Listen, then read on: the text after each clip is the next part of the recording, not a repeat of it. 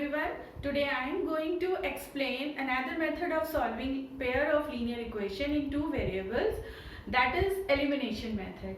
So let's start elimination method. देखते हैं क्या है elimination method. जैसा कि नाम से हमें समझ में आ रहा है कि हमें दो में से किसी एक वेरिएबल को एलिमिनेट करना है, एलिमिनेट या कैंसिल करना है. तो या तो आप x वेरिएबल को ले सकते हो या y वेरिएबल को ले सकते हो. दोनों में से किसी भी एक वेरिएबल को हम एलिमिनेट या कैंसिल कर सकते हैं. ठीक है, अब देखिए यहाँ पर दो इक्वेशन गिवन है. अब किस मेथड से हम किस तरीके से इनको एलिमिनेट कर सकते हैं. जब x की वैल्यू या तो इक्वल हो जाए दोनों इक्वेशंस में या y की वैल्यू इक्वल हो जाए. ठीक है, तो यहाँ पर 2x है और यहाँ 3x है. तो फर्स्ट हम एक स्टेप या मेथड कह सकते हैं कि अगर हम इसके कोफिशिएंट को फर्स्ट इक्वेशन में मल्टीप्लाई कर दें और x के कोफिशिएंट को फर्स्ट इक्वेशन के कोफिशिएंट को सेकंड इक्वेशन में मल्टीप्लाई कर दें तो हमारा x की वैल्यू दोनों में इक्वल आ जाएगी. एक तो हम ये कर सकते हैं अगर हम x को एलिमिनेट करना चाहते हैं. इफ वी वांट कि हम y को एलिमिनेट करें तो y को एलिमिनेट करने के लिए देखिए यहाँ 7y है और यहाँ y है, तो इसका कोफिशिएंट 1 हो गया. तो अगर हम इसमें से इस सेकंड इक्वेशन में y से मल्टीप्लाई कर देंगे तो हमारी y की वैल्यू 7y हो जाएगी.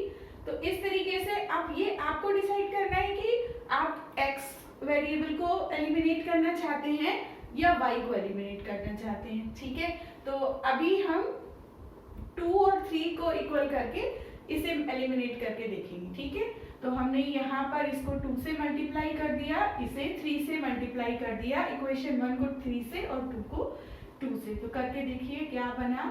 6x plus 21y is equal to 30. आपको 3 से अगर हम मल्टीप्लाई कर रहे हैं तो फुल इक्वेशन में मल्टीप्लाई करना है, सिर्फ x में नहीं करना है. ठीक है, तो ये हम इसको थर्ड इक्वेशन मान लेंगे. 6x plus 2y is equal to 12. This is our fourth equation. ठीक है, अब हम इसे कैसे एलिमिनेट कर सकते हैं, जब हम इसे सब्ट्रैक्ट करेंगे. तो अब इसे हम सब्ट्रैक्ट करते हैं. x हमारा 6x कैंसिल हो गया. 19y is equal to 18. ठीक है, y की वैल्यू क्या आ जाएगी. y is equal to 18 divided by 19. हमारा y आ गया. अब अगर जैसे हमने सब्स्टिट्यूशन मेथड में किया था, सब्स्टिट्यूशन मेथड में जब हमारी x या y की वैल्यू आ जाती है तब हम उसको दूसरे किसी भी इक्वेशन में you can put in the one equation और you can put in second equation, किसी में भी आप लिख सकते हो.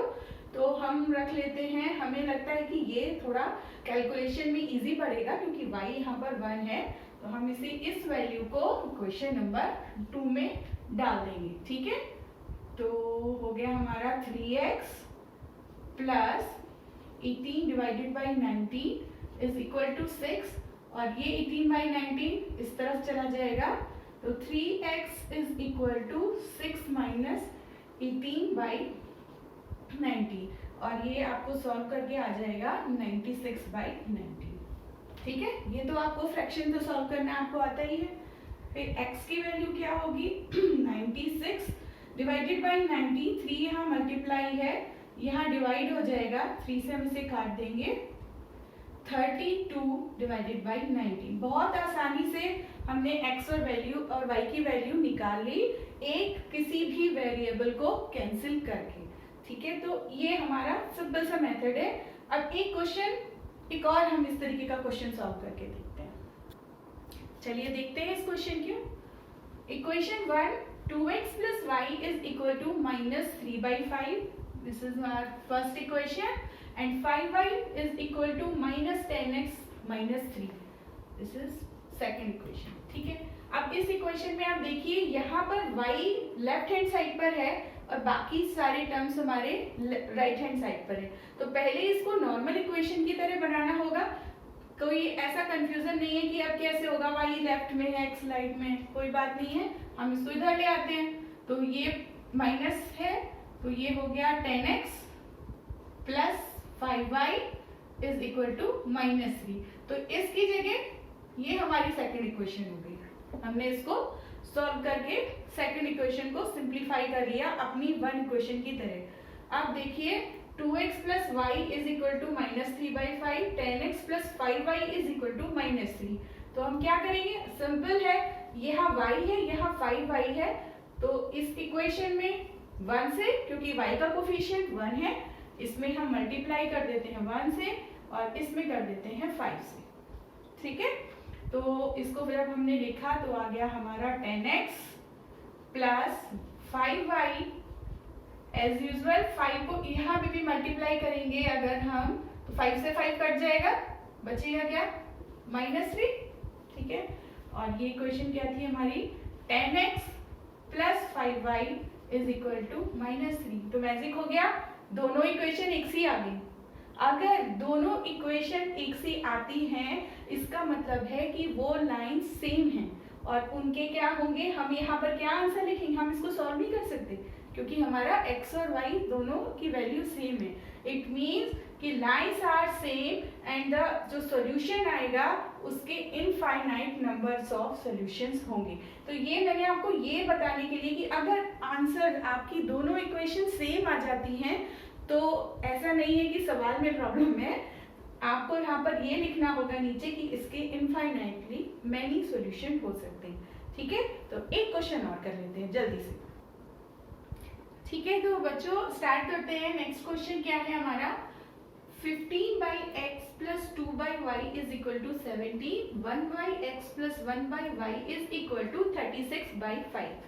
अब यहाँ पर एक गलती जो कि बच्चे मोस्टली कर देते हैं कि वो चाहेंगे कि 1/x है, मैं यहाँ पर 15 से मल्टीप्लाई कर दूं तो ये 15/x हो जाएगा, या मैं 2 से मल्टीप्लाई कर दूं इस इक्वेशन में। नहीं, हमको पहले इसे लीनियर इक्वेशन की फॉर्म में चेंज करना है, क्योंकि इस लीनियर इक्वेशन क्या है, ax plus by plus c is equal to 0, इस तरीके से लिखना है। तो इसे क्या करेंगे हम, यहाँ पर 1/x और 1/y को हम अपने आप से एज्यूम कर लेंगे कि 1/x is equal to a and 1/y is equal to b। और उसके बाद जब हमारी a और b की वैल्यू आ जाएगी तब हम उसमें से x और y निकाल लेंगे।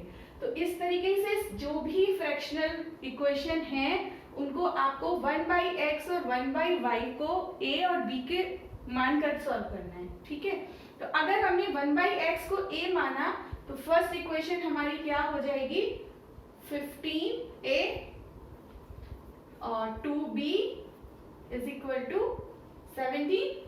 ठीक है, और ये वाली इक्वेशन क्या हो जाएगी, 1/x तो ऑलरेडी a है, तो a प्लस और 1/y b है इज इक्वल टू 36/5। ठीक है, अब इन दोनों इक्वेशन को जैसे हम अभी तक एलिमिनेशन मेथड में कर रहे हैं, किसी भी एक वेरिएबल को हम इक्वल करेंगे। ठीक है, तो ये सिंपल है कि मैं इस इक्वेशन में 2 से मल्टीप्लाई कर दूं, इसे थर्ड ले लेते हैं, और अब जो बनकर आएगा उसे हम फोर्थ कर लेंगे। 2a plus 2b is equal to 36 into 2 72/5। This is my fourth equation. ठीक, अब फोर्थ और थर्ड को हमें सॉल्व करना है।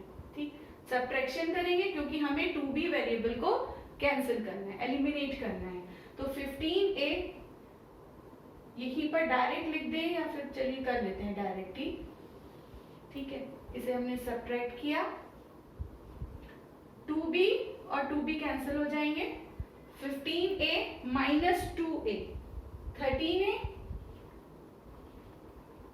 Is equal to 17 minus 72/5। ठीक है, 13a is equal to 70 minus 32/5। यहाँ 5 एलसीएम ले लेंगे,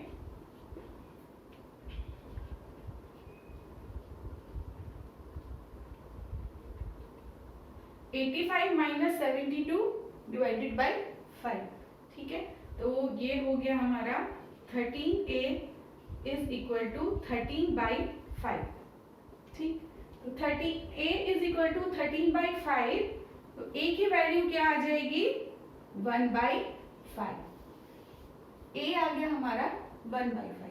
ठीक है, और a हमने क्या माना था 1/x। जब 1/x is equal to a है और a है हमारा 1/5, 1/x is equal to a की वैल्यू आई 1/5। तो यहाँ से इजीली हमें पता चल गया x is equal to 5।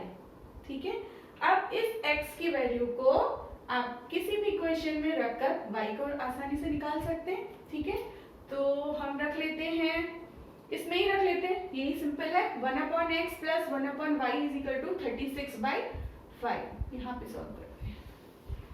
1/x 1/5 plus 1/y is equal to 36/5। ठीक है, तो अब 1/y को हम क्या लिखेंगे इज इक्वल टू 36/5 माइनस 1/5। 5 यहाँ पर हम एलसीएम ले लेंगे। 36 minus 1 35/5 7। 1/y is equal to 7, तो y की वैल्यू क्या आ जाएगी 1/7। ठीक है, तो ये इस तरीके से जो भी क्वेश्चन होगा आपको उसे x और y को 1/x और 1/y को a और b लेके करना है। तो दैट्स इट। अगर आप लोगों ने अभी तक सब्स्टिट्यूशन मेथड में अगर आपको कोई डाउट है जो कि आपको अभी नहीं समझ में आया है, तो मैंने अपनी लास्ट वीडियो में सब्स्टिट्यूशन मेथड के कुछ क्वेश्चंस डाले हैं और उसे एक्सप्लेन भी किया है, तो आप उसको जाके देख सकते हैं। और अगर वो आपको वीडियो लगता है कि आपके लिए कुछ यूजफुल है तो प्लीज़ लाइक ज़रूर कीजिए। Thank you.